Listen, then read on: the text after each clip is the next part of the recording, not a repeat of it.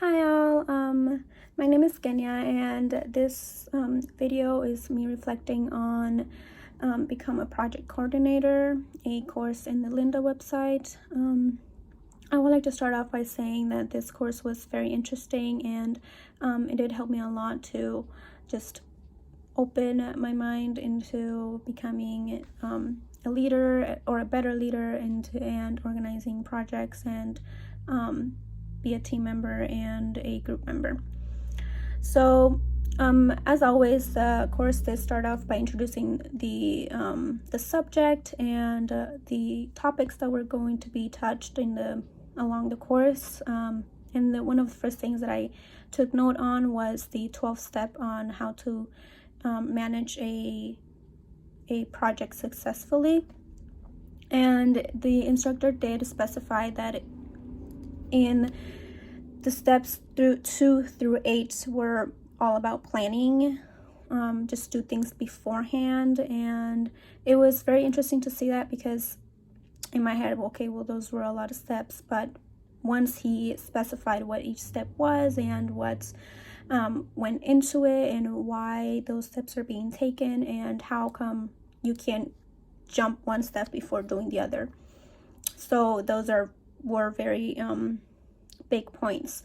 And then the steps 9 through 11 were all about doing the actual project and what goes into the project and how can we achieve that goal.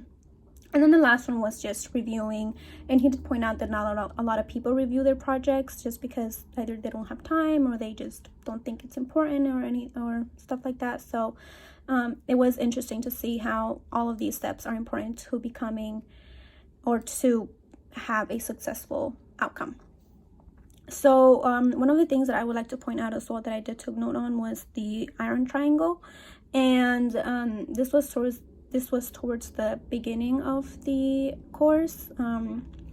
The iron triangle is something that I had never heard of before, and it was very interesting to see those 3 points: the quality, the cost, and the time, which are the 3 main things that customers look for when they want a product or whatever it is. They want something cheap with good quality and as soon as possible.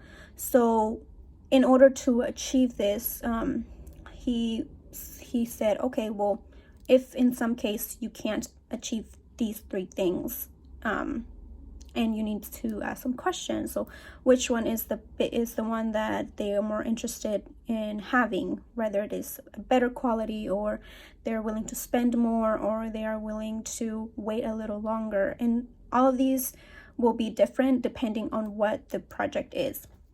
And so that was very eye-opening for me.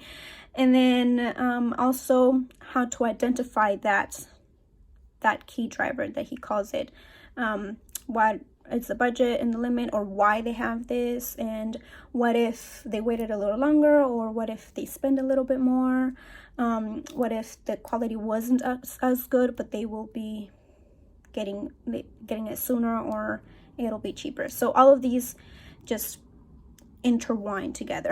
Another point I would like to touch base on was the Gantt chart, and the Gantt chart is something I had either never heard of before, and it was very interesting to see how to build a Gantt chart and all the benefits of having a Gantt chart while doing a project.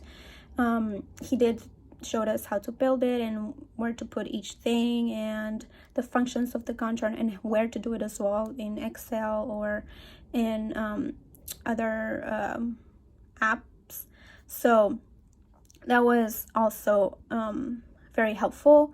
And overall, the course, it talked a lot about budgeting, it talked a lot about planning and organization. So those 3 were the biggest points that I noticed personally, and I just feel like it was a big it all just comes together once you get the planning in place, and you know what your budget is, and you always try to keep under that in that budget, and just always being organized. If you have everything everywhere, it's just not going to help at all.